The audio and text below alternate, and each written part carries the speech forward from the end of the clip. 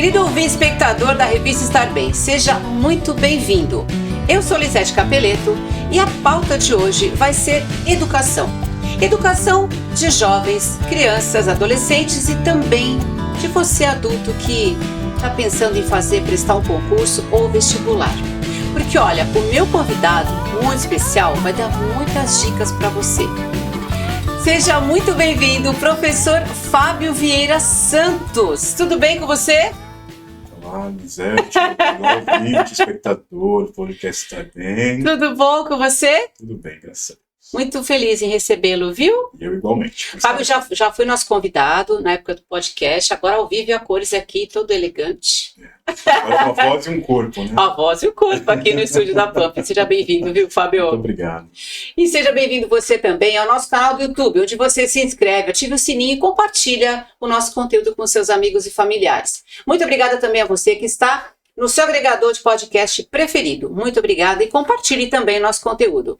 E olha, o nosso episódio de hoje, eu falei brincando, mas é verdade. Hoje você vai ter muitas dicas com um expert em educação. Então, mas primeiro, antes das sugestões, eu quero que você se apresente ao nosso espectador. Conta pra gente quem é Fábio Vieira Santos, como você começou a sua carreira como professor. Fábio, fica à vontade.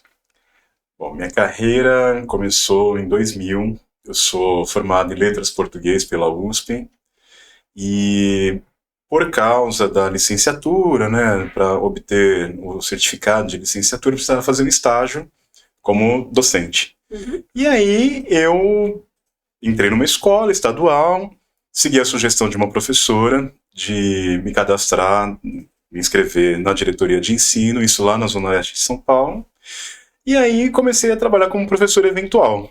Então, toda a minha carreira começou assim, sendo substituto de professores no ensino médio, noturno, né, na periferia, no extremo da Zona Leste de São Paulo.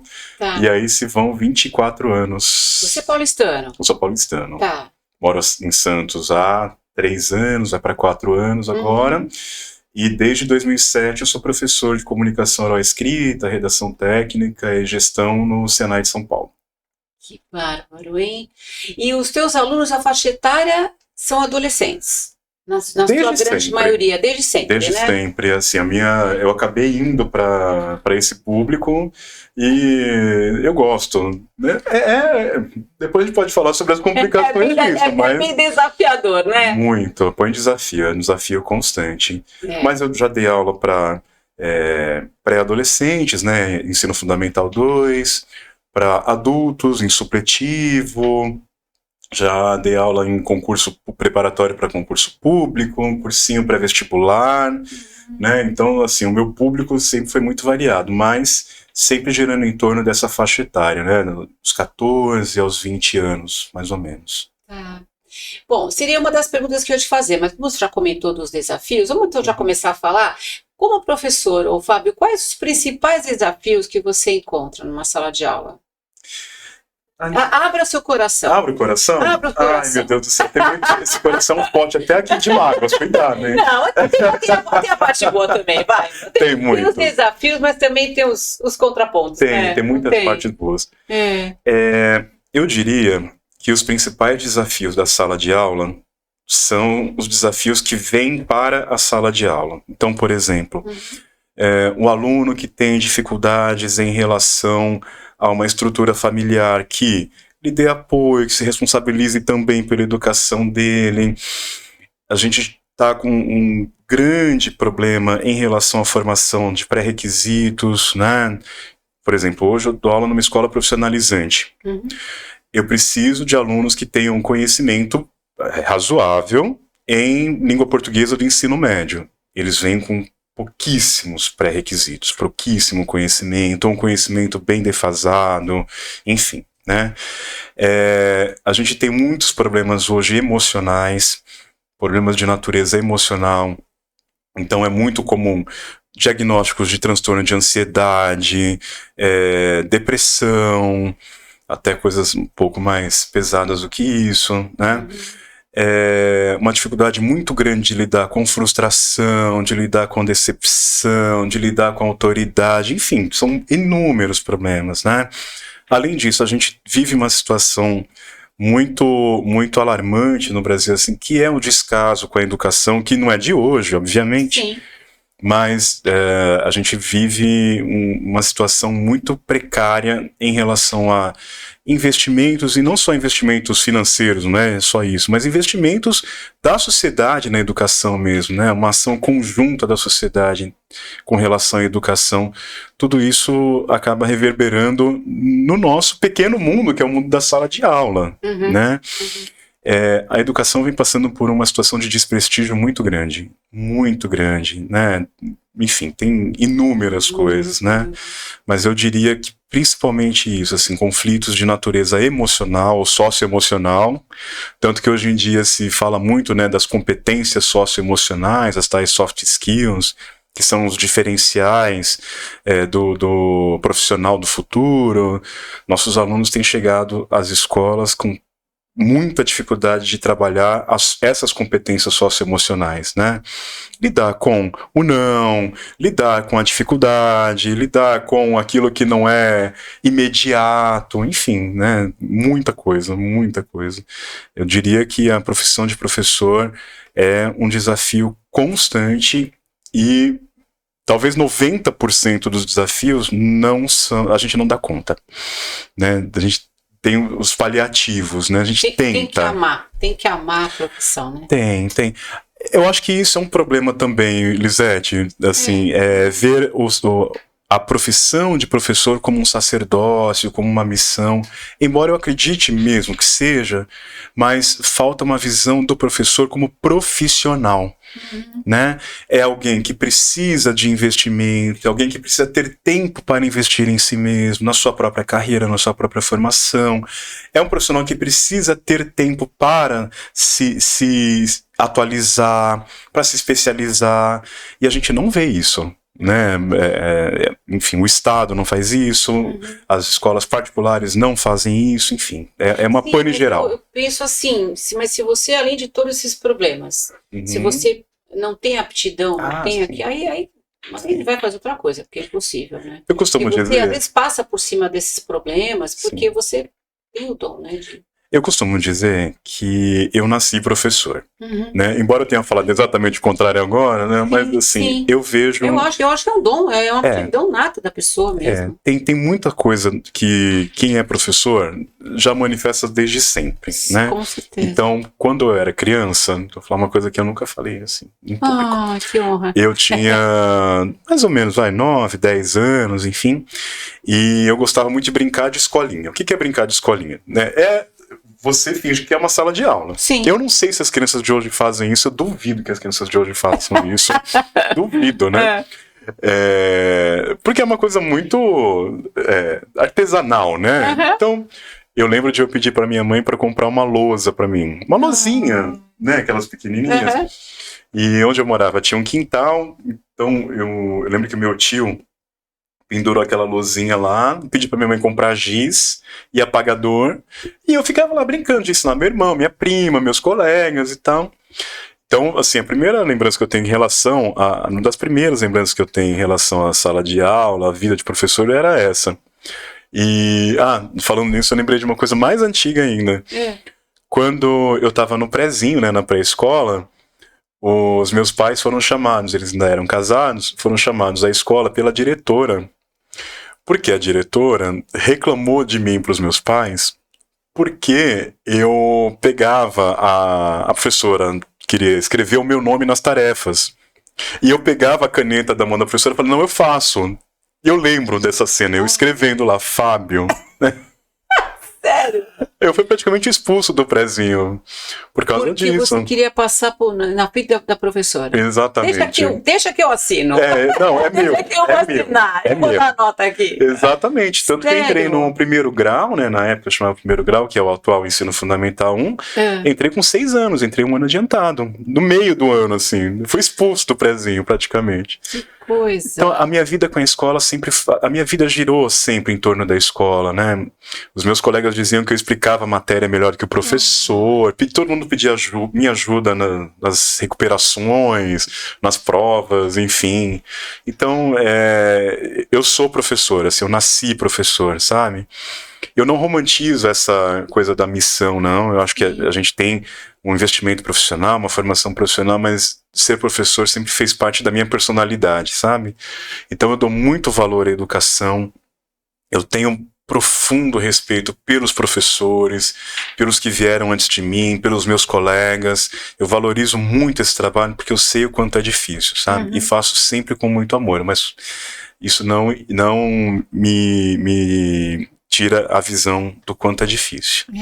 E nesses locais que você dá aula hoje, atualmente, eu sei que são muitas conquistas a serem ainda feitas, mas você tem voz?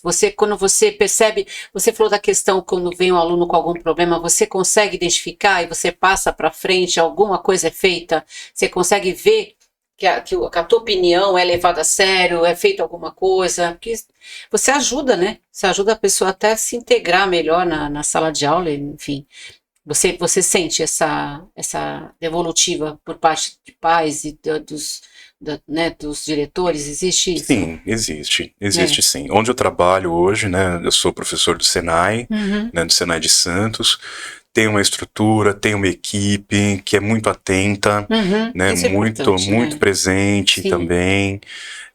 Eu tenho colegas que são extraordinários, né, que dão esse apoio também, a gente se apoia, porque professor também não trabalha sozinho, né, embora seja uma atividade muito solitária, porque eu estou numa sala com 30 alunos, eu estou com 30 alunos. Sim. Tudo depende bastante de mim, para não dizer tudo depende exclusivamente de mim. Sim. Né? Claro, depende também da participação do aluno, etc. Mas assim, as decisões ali todas competem a mim. Então precisa a gente ter uma equipe, sim, antenada, sincronizada, harmonizada, e onde eu trabalho eu tenho bastante, sim. Isso também é um ponto a favor, né? Sim. Porque você vê que teu trabalho, a tua percepção, ela é levada em consideração e é feita alguma coisa em prol daquele aluno. Né? Sim, existe o contato com os pais, existe a procura, né? Procura-se manter esse contato com os pais, não só nessa escola, mas enfim, em todas as escolas em que eu trabalhei, sempre houve sim um esforço da própria escola em buscar o pai. Mas vou te falar uma coisa, Elisete, já que você falou abrir o coração, vou abrir o coração, tá? Vou dar uma bronca nos pais. Os pais estão cada vez mais ausentes da educação, do processo educacional dos filhos. Né? É aquela famosa terceirização da educação. Né? Os pais acham que entregam um filho na porta da escola e falam, toma que o filho é teu. Não, o filho continua sendo teu. Teu pai, teu mãe, e você precisa ser responsável por isso, e os pais não estão se responsabilizando. Quando eu falo os pais, eu digo do modo geral, os criadores, os tutores, os responsáveis. Sim, os responsáveis, né? Claro que a gente tem configurações familiares diferentes, hoje não é isso que está em questão, a questão é a presença dessa estrutura familiar no processo educacional do aluno. Criança e adolescente não têm vontade própria. Né? Eles não têm ainda uma formação moral, psicológica mesmo, que lhes dê total outorga da decisão que eles têm que tomar em relação à vida. Os pais precisam pegar assim nas rédeas e falar, não, peraí, vai por aqui ou vai por ali.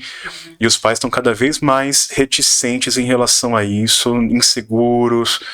A gente entende, né? Eu não sou pai, né? Mas assim, eu trabalho com esse público há 24 anos. Eu costumo dizer que quando eu comecei a dar aula eu tinha a idade dos meus alunos, agora tenho idade para ser pai deles, então eu tenho autoridade para falar. Né? Os pais precisam assumir as rédeas, precisam assumir o controle, precisam assumir a responsabilidade sobre o processo educacional dos filhos, e eles são parte disso. É muito comum a gente fazer reunião de pais e os pais não estarem presentes, por exemplo. Por que não está presente? É porque trabalha, porque está cansado, tudo bem, mas do mesmo jeito que nós também fazemos os nossos esforços para trazer uma formação de qualidade, os pais também têm que participar desse processo, e eles são parte essencial disso. Infelizmente, os pais estão abrindo mão disso. E não só em relação à presença nos eventos escolares, enfim, reunião de pais, né, outras ocasiões, mas dentro de casa mesmo. Né, a gente vê cada vez mais os pais entregando a educação dos filhos aos computadores, aos videogames, especialmente ao celular. Né, entrega o celular na mão do filho, pelo menos ele está dentro de casa, só que você deu um mundo Sim, na mão daquele filho. Controle. Você falou, vai trabalhar e deixa a criança, às vezes, vai saber a mercê do quê, né, Fábio? A mercê do quê, né? Precisa ter o diálogo, os pais não conversam com os filhos, né? Ou impõe, ou simplesmente fica ausente, né? São dois extremos que não... Aí vem aquela cobrança de ter que ir bem na prova, cobrança de ter que passar de ano, só que... Isso quando cobra, tá? Também tem isso. Isso quando cobra. Quando cobra, a gente ainda tá num certo lucro, porque na grande parte, nem isso. Né? Bons tempos aqueles que os pais olhavam os cadernos, né? Deixa eu ver seu caderno, deixa eu ver sua letra. A letra dos alunos cada vez mais horrível, né? O pessoal, compra caderno de caligrafia, pelo amor de Deus. Não, ainda mais agora, essa coisa do KD, do VC, a digitação na internet, né? Exatamente. Nas redes sociais. Gente, eu fico passada. Eu sou da época, acho que eu sou, sei lá, mais velha, não sei, mas eu não acredito como é que o pessoal está escrevendo hoje, né, Fábio? Antigamente se usava todos os dedos, né? Tinha o curso de datilografia, né? Exagerar, mas eles escrevem com uma destreza, só que come as palavras. Mas assim, né, Lisete, usando dois dedos, né? Cadê e símbolos, e você não sabe falar. Aí vai prestar um concurso, vai fazer uma prova, não sabe nem escrever. Exatamente. E não só escrever, mas falar mesmo. A gente está vendo, assim, a expressão oral cada vez mais empobrecida. E não é só uso de gírias, palavrões, não é só isso, né? Mas é a construção do pensamento mesmo. Uma frase que tenha, vamos dizer, de grosso modo, sujeito, verbo, objeto. Né? Sem partir o pensamento em pequenos pedaços, né? É uma dificuldade muito grande que eles têm de construir o pensamento antes de expressar. Então é claro que na hora que vai escrever, como é que se constrói a ideia, né? Mas isso vem antes, é a formação aqui. E isso tem a ver com todo esse processo educacional, né? Sim. A leitura está se lendo cada vez menos, embora a gente tenha grandes índices, né, eventos literários, eventos de incentivo à leitura, fazem bastante sucesso no Brasil, mas infelizmente ainda tá é bem reduzido. Recente ainda, sim, muito, muito pouco ainda. Porque o ser jovem é uma delícia, né? É maravilhoso ser jovem. Só que esse jovem vai ter que se inserir no mercado de trabalho, vai ter que prestar um concurso, vai ter que fazer uma prova, vai ter que passar por uma entrevista de emprego. Como é que ele vai conseguir falar, se portar num trabalho futuramente, se ele não conseguir se expressar, né? Então acho que vai tudo um caminhar, né? Sim. E você falou da questão da leitura. Eu sei que muitos jovens, a maioria deles talvez não tenham o hábito da leitura. Você como professor, você tem alguma dica? Você também falou que os pais poderiam ajudar, contribuir. Tem alguma sugestão, alguma dica para o espectador que é pai, que é mãe, que é responsável, para orientar os adolescentes, jovens, criança também, né? A partir de idade pré-escolar, a gostar mais da leitura? A leitura, assim, livros, né, publicações, existe para todas as faixas etárias, tá? Inclusive, se você quiser comprar um livro para uma criança de meses de idade, você consegue, porque ele tem uns livros táteis, né? Eles são muito táteis. De banho, né? Sim, tem várias estratégias, né? Então, eu diria, Lisete, que tudo começa, em todo esse meu período de atividade dentro da sala de aula, que uma família na qual a leitura é um hábito, a família, se isso já vem da família, é mais fácil que isso seja praticado também por crianças e adolescentes. Então, o papel dos pais, de novo, dos pais, dos responsáveis, é crucial, é fundamental. Precisa haver uma cultura do livro, uma cultura da leitura dentro da família. Se deixar isso por conta da escola, se torna cada vez mais difícil. Até porque a escola vai lidar com a leitura, lida geralmente com a leitura de uma maneira também muito, na minha visão, precária. Muito errada, né? Claro, dependendo muito do sistema de ensino, da própria escola. E específica para aquela matéria. Exatamente. Específica, já com meio e fim, vamos dizer assim, né? Não é uma leitura ampla, vamos dizer assim. Vamos te dar um exemplo. Por exemplo, as aulas de literatura no ensino médio. Sim. A gente pensa muito no vestibular, né? Sim. Então, a gente vai ver lá os estilos literários, né? A linha do tempo dos estilos literários, a língua portuguesa, por exemplo, né? Trovadorismo, humanismo, classicismo, até chegar ao modernismo. É tudo muito técnico e muito pensando nas provas de vestibular, né? Além disso, a gente dá livros ou leituras para adolescentes que não são apropriadas para a idade deles. Eu vou dar um exemplo pessoal. Quando eu tinha 15 anos, eu decidi fazer faculdade de letras com 15 anos. Eu sou um abençoado, né? Que não precisei pensar muito assim, o que eu vou fazer na minha vida. Vou fazer letras e pronto. E tenho muito orgulho disso. Eu sou muito feliz por ter escolhido essa profissão. Eu comecei a ler Memórias Póstumas de Brás Cubas, do Machado de Assis, com 15 anos. Eu lia aquilo e falava, meu Deus, o que é isso? O que está acontecendo aqui? Né? Eu não sei, eu não estou entendendo nada. Que língua é essa? Quem é esse cara? Né? Eu já tinha lido alguma coisa do Machado de Assis, vi a Cartomante, o conto dele, né? Eu adoro os contos do Machado de Assis. Mas com 15 anos, você precisa ter uma orientação. E eu não tive. Eu peguei o livro e comecei a ler. Depois que eu já, dentro da faculdade, com 19, 20 anos, eu, guiado pelo professor, 19 anos, guiado pelo professor num curso sobre Machado de Assis, voltei a ler esse cara. Falei, bom, vamos lá. E li Memórias Póstumas de Brás Cubas. Amei. Quer dizer, você era outra... É um outro olhar. Mas eu tive a orientação do docente, né? Nem todo mundo tem isso. Então, isso gera no adolescente, na criança e no adolescente, uma certa ojeriza à leitura. Então, a forma como a escola trabalha também não facilita o trabalho, né? As crianças não são incentivadas, no geral. Você imagina em escolas, então, que a gente tem 30, 40, 50 alunos, sem estrutura, que é o que acontece com grande parte do ensino público no Brasil, né? Em grande parte das particulares também, que visam ao vestibular, visam, né, que o aluno passe no vestibular. Então, não se trabalha a leitura como uma coisa agradável, como uma tarefa que traga prazer. É sempre muito chato, é sempre muito aborrecido. A leitura não é isso. Então, numa família na qual já existe a cultura da letra, a cultura do livro, existe um olhar prazeroso para a leitura, traz-se a memória da leitura, o pai que senta para ler a história junto com o filho, a mãe que senta para ler a história antes do filho dormir, né? Que é aquela coisa bem arquetípica assim, da relação pai-filho, mãe-filho, né? Então é isso, assim, criar essa cultura dentro da própria família, e aí, claro, né, incentivando isso, né?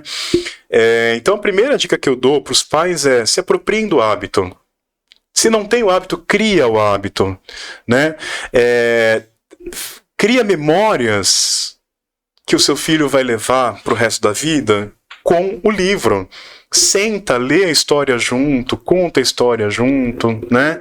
E pais, leiam também, tá? Sai do celular um pouco, tira o filho do celular um pouco também, né? Leva numa livraria, deixa lá na seção de literatura infanto-juvenil, deixa ele escolher o livro que ele quer ler, né? Deixa ele se apropriar da experiência, porque o livro também é uma experiência táctil, né? De pegar o livro, tem aquela coisa bem caricata, né? De pegar o livro, cheirar o livro novo.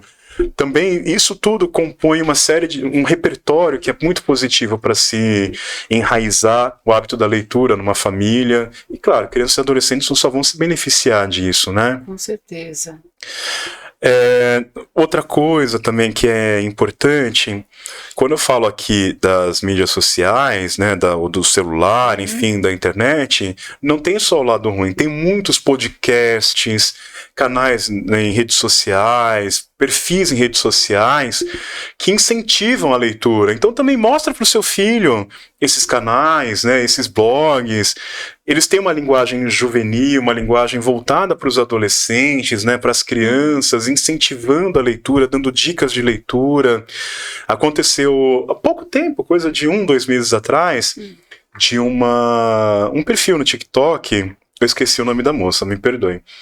Mas ela é uma TikToker que dá dicas de livros, ela fala das leituras que ela faz. E eu vi um vídeo que ficou famosíssimo, no qual ela começa dizendo assim, como é que eu pude viver tanto tempo sem conhecer esse livro aqui, Memórias Póstumas de Brás Cubas, do Machado de Assis. Ela é norte-americana, estadunidense. E ela conseguiu a proeza de fazer com que a tradução de Memórias Póstumas de Brás Cubas para o inglês fosse um dos livros mais vendidos dos últimos tempos. E isso reverberou no Brasil. Memórias Póstumas de Brás Cubas também está na lista dos mais vendidos no Brasil. E o público é um público jovem, um público do TikTok. Olha que maravilha. Então, a gente pode usar isso também a nosso favor, né? Não tem só coisa ruim, né? Não, eu não estou usando um discurso assim, né, contra as redes sociais, contra a internet, mas juntar as coisas. Triagem, né? Sim. Estava conversando outro dia com um convidado, tem muita coisa, só que cabe a gente também fazer uma avaliação, não é detonar tudo, criticar tudo, mas é ter o bom senso de saber o que assiste, o que ouve e principalmente o que o teu filho está assistindo, o que teu filho está vendo, né? Sim. E literatura também tem isso, tem que ter o olhar do pai. O que é que meu filho está lendo? Sim. Né? Mas eu acredito que a literatura, né, falando especificamente do livro, né, as vantagens, os benefícios da leitura são tão imensuráveis, assim, né? São tão... amplia vocabulário, desperta a criatividade, melhora a memória, melhora a concentração, né? Fortalece as conexões neurais. A neurociência tem estudado muito a importância da leitura, quase como se fosse a Suzana Herculano Roosevelt diz isso, né? Que se não é o exercício mais completo para o cérebro, é um dos mais completos para o cérebro. Então, precisa haver um resgate da leitura, né? A leitura do livro. Não que ler, por exemplo, um e-book seja ruim, mas há vários estudos que estão dando conta, vou entrar numa seara que nem é minha, tá, gente? Mas assim, das pesquisas que eu faço. Que você está trazendo. Tem um tema muito atual que está sendo estudado pelos neurocientistas, especificamente psicólogos, né, pedagogos, etc., que é a tal da demência digital. Né? E isso tem sido um dos graves perigos dessa exposição excessiva à tecnologia virtual, digital. Né?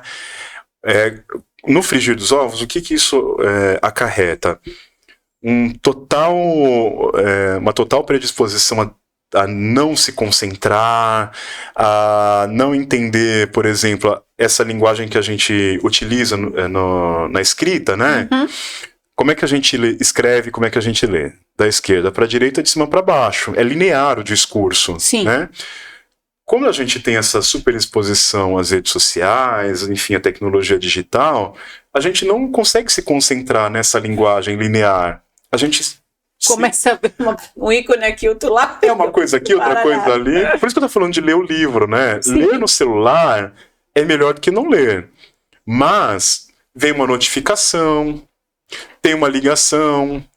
Aí tem, né, as notificações, né? As famosas notificações. Quando você vai acessar lá, né, eu vou entrar no WhatsApp, pronto.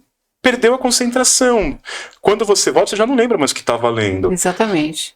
Isso prejudica muito a nossa relação com o objeto, né?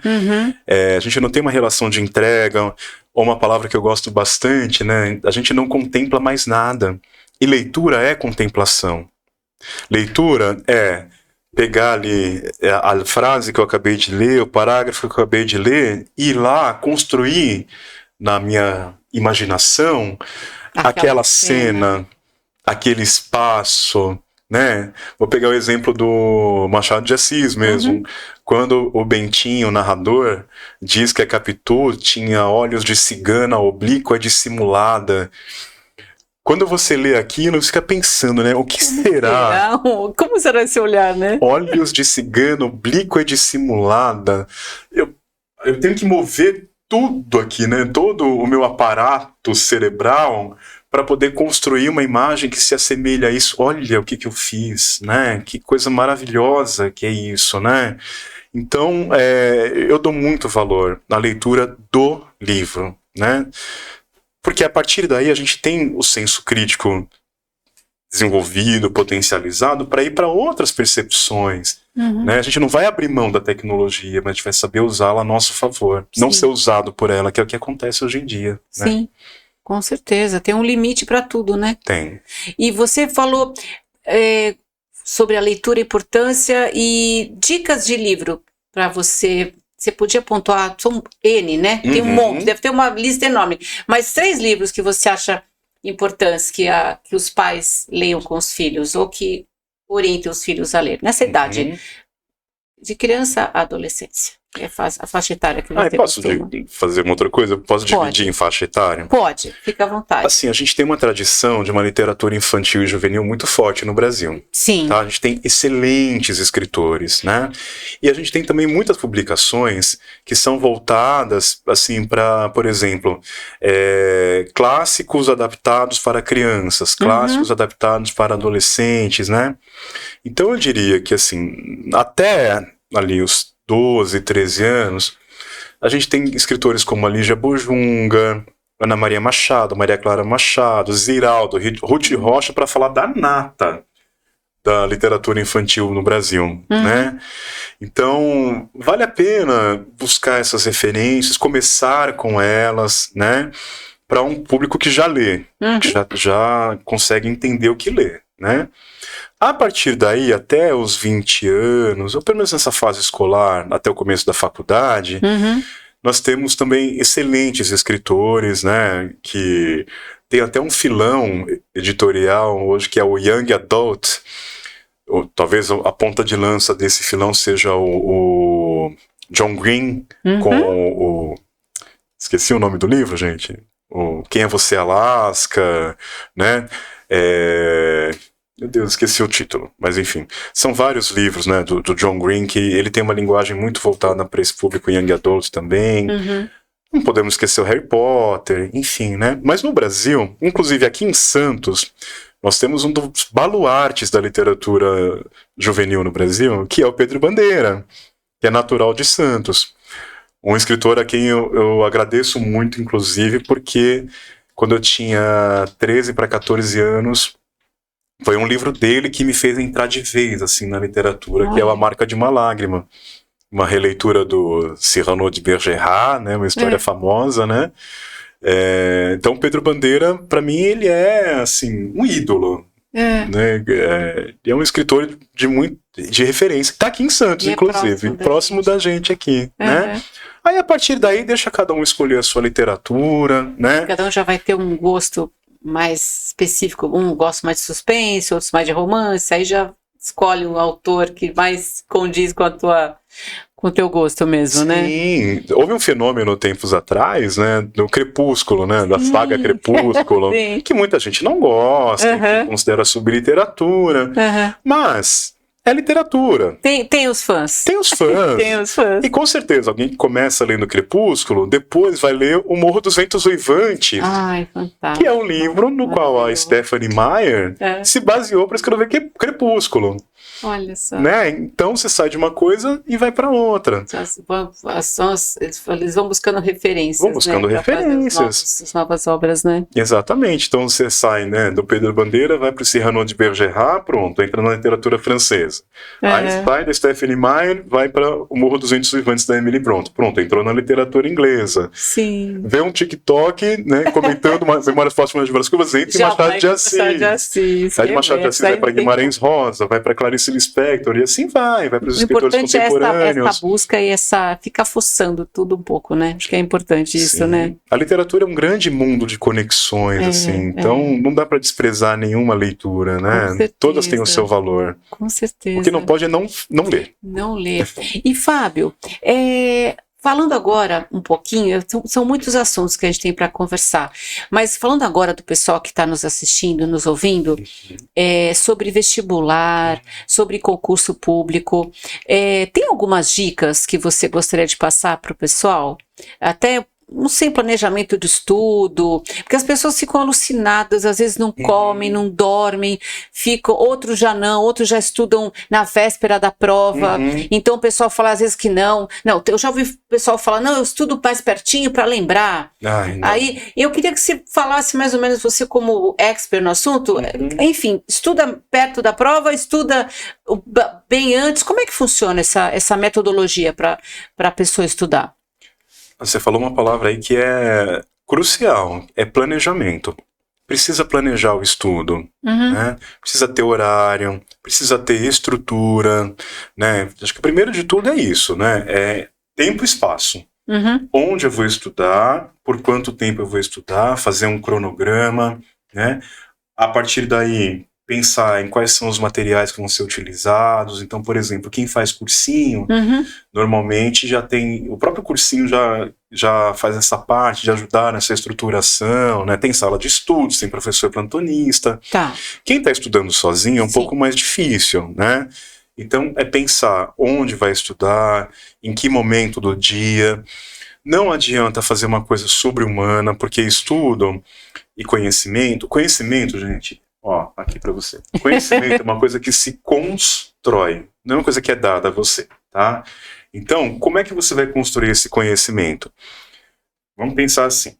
Eu vou estudar um dia português, no dia seguinte matemática, vamos supor, de segunda a sábado eu estudo. Quais matérias eu vou estudar por dia e quanto tempo eu vou estudar de cada matéria por dia, né? Vai seguir uma sequência? Qual vai ser essa sequência? Né? É isso, é colocar aí tudo isso de forma concreta. Porque se você deixar de uma maneira muito caótica, não vai funcionar.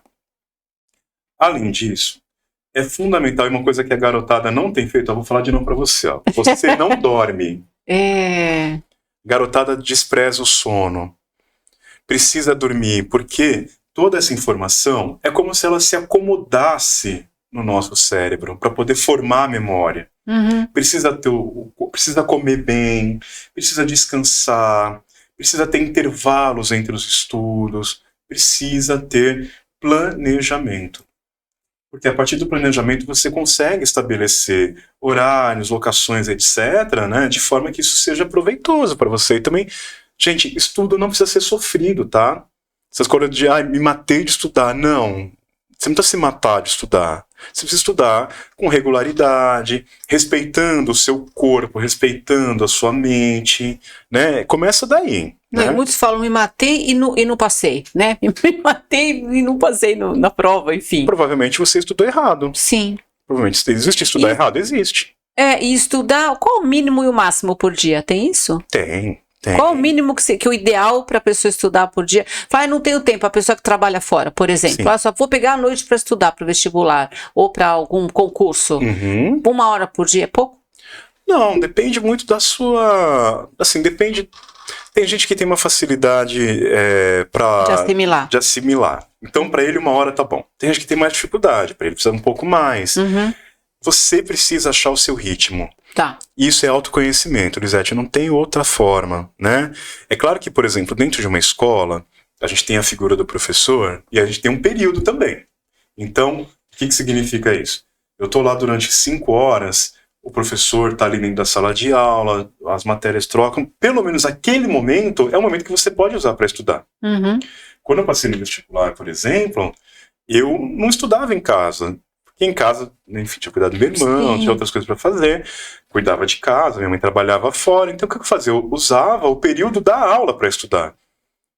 Perguntava pro professor, pegava matéria de vestibular, exercícios de apostila, né? Eu tinha um amigo, o Leonardo, né? Meu grande amigo Leonardo, tá morando lá nos Estados Unidos agora, ele me emprestou o material dele, do cursinho, e eu levava pro professor, pedia pro professor me orientar, ele orientava. Né? Então, assim, os professores são seus amigos nessa hora, tá? Ajuda, pede ajuda para eles, tá? Usa o período que você tem, você tá na escola, usa esse tempo para estudar. Agora, além da escola, vai estudar em casa? Pensa nisso. Não pode ficar sem dormir, não pode ficar sem comer, precisa ter paz para estudar. Mas eu gosto de estudar ouvindo música, então põe a sua música, desde que você consiga se concentrar naquilo. Deixa o celular de lado, deixa o computador de lado, né? Deixa essas coisas de lado. Se concentra naquilo mesmo e se dedica, né? Se concentra de forma prazerosa, porque assim, por mais difícil que seja estudar, né, porque exige muito de nós, cria um ambiente no qual isso se torne menos sofrido, menos, né, menos doloroso, vamos dizer assim, não gosto dessa palavra, mas né, cria esse ambiente também. Não espera que as pessoas façam isso por você. É autoconhecimento, né? Então, é 1 hora, é 2 horas, é 3 horas que funciona? Depende de você. O que você está buscando? Enquanto você não sentiu estar somente cansada, vamos dizer assim, né? Pode ser um parâmetro, né? Sim, com certeza. Que, vou prestar um concurso, como é que eu vou saber o tempo que eu vou? Você começa a estudar, aí você vê que está cansando, está com sono, aí para. Embaralhou a vista. Que embaralhou a vista, você vai ficar cansado, até você vai ficar estressado. Exatamente. Aí não assimila mais nada, né? Não assimila, não assimila. Raiva e não cansa, não dorme em cima do livro, não adianta nada, né? E tem gente que tem que estudar assim a sua forma de estudar, né, Elisete? Sim. Por exemplo, para mim, funciona escrevendo. Eu preciso grifar, preciso sublinhar, preciso anotar, preciso parafrasear, né? Tem gente que funciona só lendo, tem gente que funciona ouvindo, então precisa assistir a aula, ou precisa ler em voz alta, gravar, para depois ouvir, né? Cada um tem os visuais, os sinestésicos, né? Isso, né? Exatamente. A gente que tá lendo aqui, tá desenhando, fazendo... Os auditivos. Então, assim, achar a sua forma de estudar. Na escola a gente sofre um pouco com isso, porque a gente tem que padronizar, né? Sim. A gente privilegia a leitura e a escrita, mas... Né, na sua casa, enfim, né? Você quer encontrar a sua forma de estudar, como é que você funciona? Né? É assim que a gente pensa. Entendi. Para concurso, só para que a gente lida com um público mais adulto, eu recomendo vivamente procurar ajuda. Ou fazer um cursinho preparatório, ou se você não tem condição de pagar um cursinho, que às vezes ele pode ser um pouco caro, tem muitos canais no YouTube que fornecem aulas gratuitas, né? Então tem cursos preparatórios, tem lá os professores expondo as suas aulas. Tem muita forma de estudar, tá? É assim, a gente usa os meios de comunicação, os meios digitais principalmente, ao seu favor. Tá? E ler, gente, precisa ler, tá? Precisa ler. Leiam sempre, leiam revista, leiam jornal, leia até bula de remédio. Com uma lupa. Tudo com uma lupa. Mas hoje em dia as bulas estão maiorzinhas. Pra você, pra mim, letra minúscula. Mas leia tudo, tá? Bacana. Principalmente publicação impressa, que tem um controle maior em cima de revisão, em relação à gramática. Ai, querido, que bacana. Fábio, puxa vida, hein? A gente tem muita coisa para falar e eu me chama para quarta vez, então. Agradeço aí pelas dicas. Bom, seguindo a linha editorial da revista Estar Bem, o que é estar bem para Fábio Vieira Santos? Estar bem, hoje com meus 44 anos... Que não parece, hein? Ai, obrigado. Agora então parece estar com os 30. Hoje em dia, estar bem para mim é poder estar com paz de espírito, né? Hoje eu estou cuidando da minha saúde, bem melhor, né? Estou cercado dos meus livros, das pessoas que eu amo, né? Sou uma pessoa que passa por alguns apuros ainda, do ponto de vista profissional, mas sou muito realizado porque eu faço o que eu amo, né? Numa estrutura que me apoia, né? Que é muito melhor do que a maioria dos meus colegas aí pelo Brasil, né? Então, estar bem para mim hoje é estar em paz de espírito, buscando sempre a minha saúde física, mental, espiritual, né? E poder gozar de uma saúde que me possibilite ler muito. Eu sou um apaixonado pela literatura, então estar bem é poder ler, poder apreciar essa grande arte e poder divulgar isso para as pessoas que estão ao meu redor também. Que maravilha. E se você tivesse que se autodefinir, Fábio Vieira Santos por Fábio Vieira Santos, o que você me diria? Eu diria que eu sou uma pessoa que está sempre em busca do melhor. E eu gostaria muito que todo ser humano pensasse assim também, né? E estar em busca do melhor é aceitar, inclusive, as nossas sombras, as nossas falhas, né? Eu estou sempre em busca do meu autoconhecimento e tentando ajudar as pessoas a encontrar a si mesmas também, seja na sala de aula, seja em qualquer outra atividade que eu faça na minha vida. Maravilha, querido. Olha, foi muito bom ter mais uma vez você aqui no Estar Bem. Me chama outras vezes. Com certeza eu vou te chamar outras vezes, chamar. Porque não falta assunto, viu? A gente precisa criar aí um quadro, estar bem no vestibular, ou estar bem no concurso público, de repente, olha... Vamos falar, né, de língua portuguesa, gramática, né? Vamos pensar em alguma coisa assim. Vamos sim. Olha, muito obrigada pela tua participação. Então, eu queria que você nos desse as suas considerações finais para esse episódio, que vão ter outros, mas para esse episódio. Tá bom, olha. Então, eu gostaria muito, primeiro, de agradecer, né, essa oportunidade. Eu gosto bastante de falar sobre livros, sobre literatura, então eu me sinto apaixonado novamente pela minha profissão cada vez que eu posso falar sobre ela.